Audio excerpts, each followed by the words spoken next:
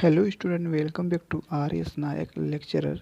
आज की इस वीडियो में मैं आपको बताऊंगा क्लास 10th का विज्ञान। जो भौतिक विज्ञान है सभी महत्वपूर्ण रहेंगे। भौतिक विज्ञान के जितने भी प्रश्न रहेंगे सभी महत्वपूर्ण प्रश्न रहेंगे और महत्वपूर्ण भी रहेंगे। सभी प्रश्न रहेंगे और महत्वपूर्ण भी रहेंगे। और इसमें आपको सवाल के ही प्रश्न मिलने वाले हैं, इम्पोर्टेंट ही क्वेश्चन रहने वाले हैं। तो आइए देखते हैं।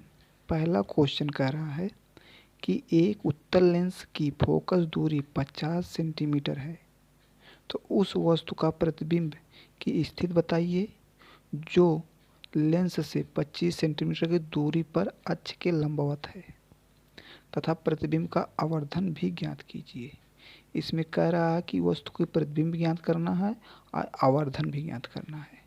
तो हमारा दिया है, फोकस दूरी भी दिया है और लेंस की दूरी भी दिया है। ठीक है, दो कंडीशन हमें मिल गई। अब यहाँ पर जो सूत्र लगता है वो होता है दर्पण का सूत्र 1/f बराबर 1/v माइनस 1/u। ठीक है, ये सूत्र होता है। अब यहाँ पर दिया है क्वेश्चन के अनुसार, यानी कि प्रश्न अनुसार कहेंगे तो f बराबर 50 सेंटीमीटर और u बराबर -25 सेंटीमीटर। अब आप लोग कहेंगे माइनस यहाँ पर क्यों लगा है? तो माइनस इसलिए लगता है कि अगर बाईं तरफ, ठीक है, वस्तु रहती है तो उसका जो प्रतिबिंब बनता हो वो आपका माइनस में रहता है। ठीक है, जितने भी बाएं तरफ रहेंगी वस्तुएं वो माइनस में रहेंगी।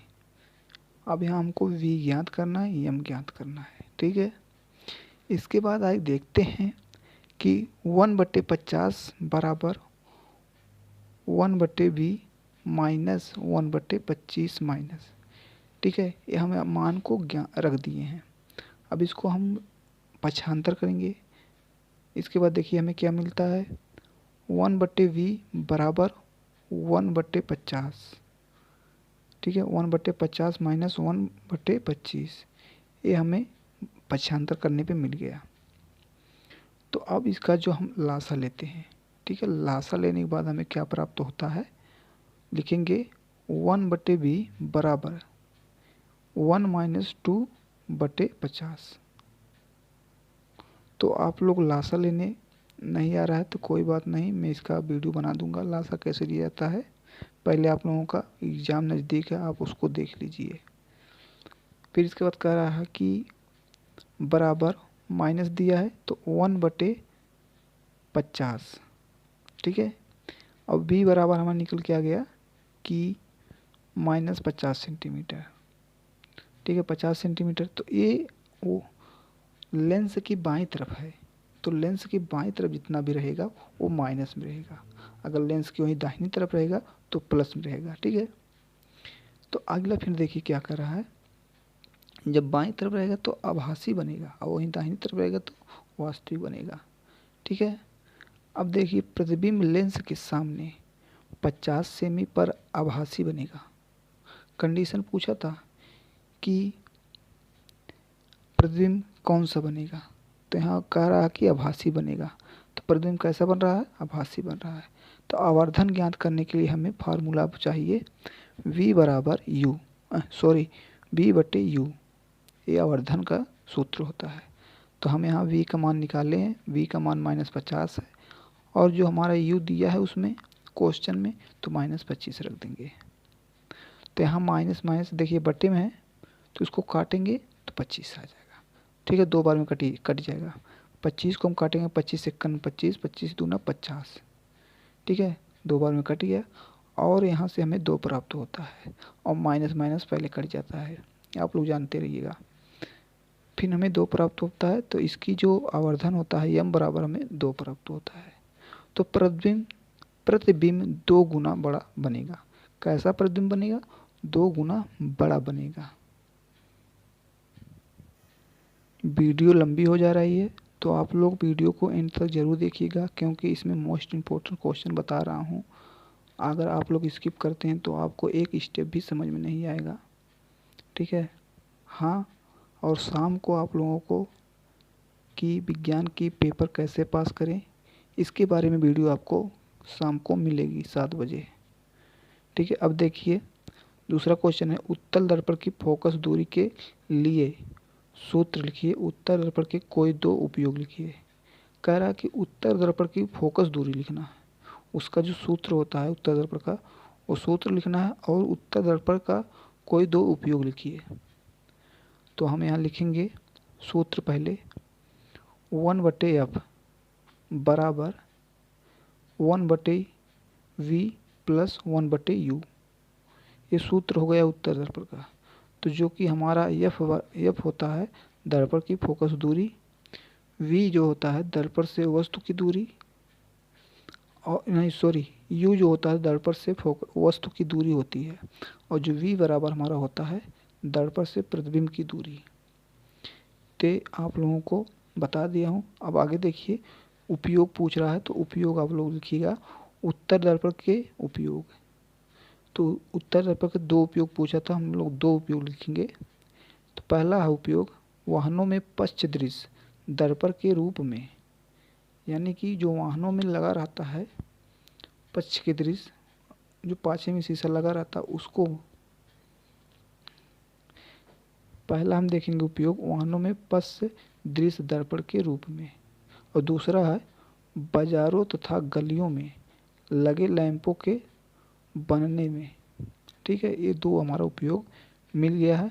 अब नेक्स्ट क्वेश्चन देखते हैं। देखिए ये भी काफ़ी ज़्यादा इम्पोर्टेंट सवाल है, तो आप लोग जल्दी इसको तैयार करिए। जल और कांच में प्रकाश की चाल क्रमशः 2.25 गुणे 10⁸ प्रति सेकंड तथा 2 गुणे 10⁸ प्रति सेकंड है। तो अपवर्तनांक की गणना कीजिए। ठीक है, पहला क्वेश्चन दिया है पानी के सापेक्ष कांच का अपवर्तनांक निकालना है। फिर दूसरा जो दिया है वायु के सापेक्ष कांच का अपवर्तनांक निकालना है। तो हम यहाँ निकाल रहे हैं पानी के सापेक्ष कांच का अपवर्तनांक। तो यहाँ होता है सूत्र होता है पानी के प्रकाश की चाल बटे कांच में प्रकाश की चाल। इसी सूत्र पर हम रखेंगे। तो हमारा दिया है W/G बराबर 2.25 गुणे 10⁸ प्रति सेकंड है, और फिर बट्टे लगाएंगे 2 गुणे 10⁸ प्रति सेकंड। जब हम इसको काटेंगे तो हमें क्या प्राप्त होता है 1.125, ये हमें प्राप्त होता है। ठीक है, यही हमारा आंसर हो जाएगा पानी के सापेक्ष कांच का अपवर्तनांक। फिर आगे पूछा है कि वायु के सापेक्ष कांच का अपवर्तनांक पूछा है। ठीक है, जो दूसरा पूछा था वायु के सापेक्ष कांच का अपवर्तनांक। तो देखिए वायु के सापेक्ष कांच का अपवर्तनांक 1/N G। ठीक है, ये हो गया। फिर देखिए उसका सूत्र होता है वायु में प्रकाश की चाल बटे कांच में प्रकाश की चाल। तो वायु में प्रकाश की चाल बनेगा तो 3 गुणे 10⁸, और हमारा जो कांच में प्रकाश की चाल बनता है 2 गुणे 10⁸। तो इसको जब हम काटेंगे तो हमारा निकल के आएगा 1.5। तो हमारा वायु के सापेक्ष कांच का अपवर्तनांक हो गया। अब आगे देखिए नेक्स्ट जो क्वेश्चन है बहुत ज़्यादा इम्पोर्टेंट क्वेश्चन ये है, तो आप लोग इसको तैयार करिए। निकट द्विदोष किसे कहते हैं? इस दोष के क्या कारण है? इसके निवारण के लिए किसी एक प्रकार का लेंस प्रयुक्त किया जाता है। किरण आरेख द्वारा समझाइए। 13 क्वेश्चन आपका वेरी मोस्ट इम्पोर्टेंट क्वेश्चन है। तो यहाँ से हम उत्तर लिखेंगे निकट द्विदोष वाले व्यक्ति को पास की वस्तुओं स्पष्ट दिखाई देती है, जबकि यानी लेकिन अधिक दूर की वस्तुएं स्पष्ट दिखाई नहीं देती है। कह रहा है कि निकट की वस्तु जो है वो हमें दिखाई, तो कह रहा है कि निकट द्विदोष वाले व्यक्ति के पास की वस्तुएं स्पष्ट दिखाई देती है, लेकिन अधिक दूर की वस्तुएं स्पष्ट दिखाई नहीं देती है। तो इसका कारण क्या है? इसका कारण यही है कि नेत्र लेंस की वक्रता बढ़ जाना, जिससे फोकस दूरी की कम हो जाती है। ठीक है, जो लेंस का वक्रता का होता है वो बढ़ जाना, और जिसके कारण से फोकस दूरी की कम हो जाती है। इसी कारण से हमें निकट दृष्टि दोष उत्पन्न होता है। और दूसरा जो कारण है कि नेत्र लेंस और रेटिना के बीच की दूरी बढ़ जाना, यानी किसके, नेत्र लेंस की रेटिना के बीच की दूरी जो है वो बढ़ जाना ही हमारे लिए निकट दृष्टि दोष उत्पन्न हो जाता है। अब इसका निवारण क्या है? तो निवारण है, देखिए निकट दृष्टि दोष का, इसका देखिए निकट जो निवारण होता है, इस दोष के निवारण के लिए ऐसे अवतल लेंस का प्रयोग किया जाता है कि इसका देखिए क्या है, निकट दृष्टि दोष का निवारण।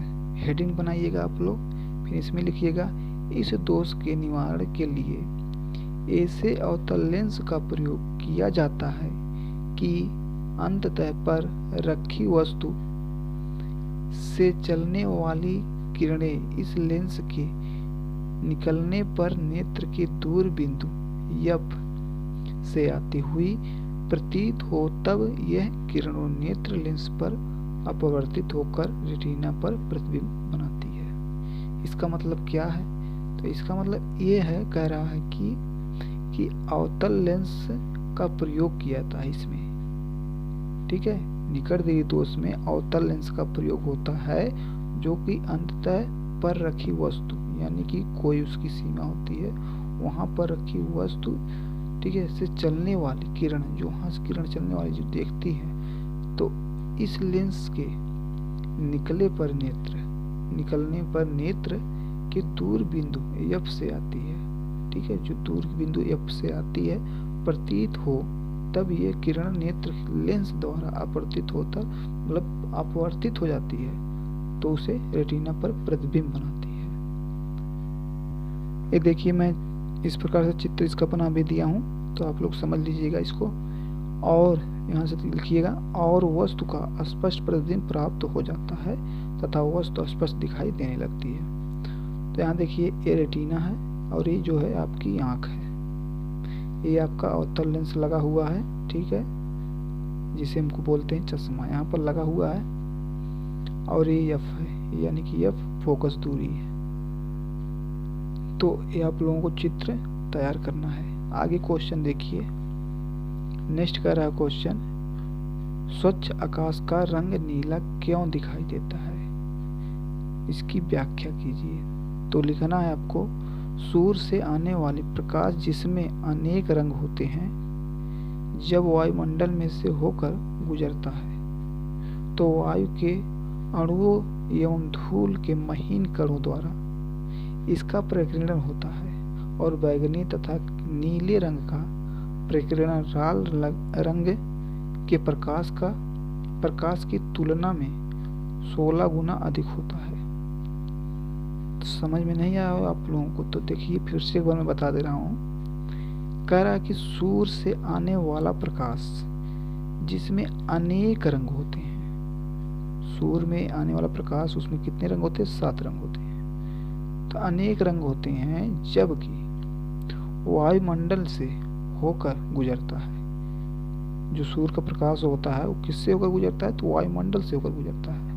तो वायु के अणुओं एक धूल, मतलब वायु के जो अणु होते हैं छोटे छोटे, और धूल, ठीक है, में महीन कणों द्वारा इसका प्रकीर्णन होता है। ठीक है, जो बैंगनी तथा नीले रंग का प्रकीर्णन लाल रंग के प्रकाश की तुलना में 16 गुना अधिक होता है। अतः बैंगनी तथा नीला रंग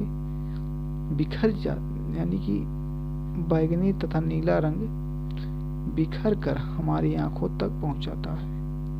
इस कारण कि आकाश हमें नीला दिखाई देता है। आई होप कि आप लोगों को समझ में आ गया होगा। Thank you.